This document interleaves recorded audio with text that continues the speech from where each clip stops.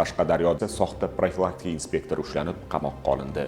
Qarshi shahrida yashovchi shaxs o'zini hududiy profilaktika inspektori deb tanishtirib, fuqaroga ustidan ariza tushganligi, qo'lida turli foto va video tasvirlari borligini aytib, tuman ichki ishlar bo'limiga chaqiradi.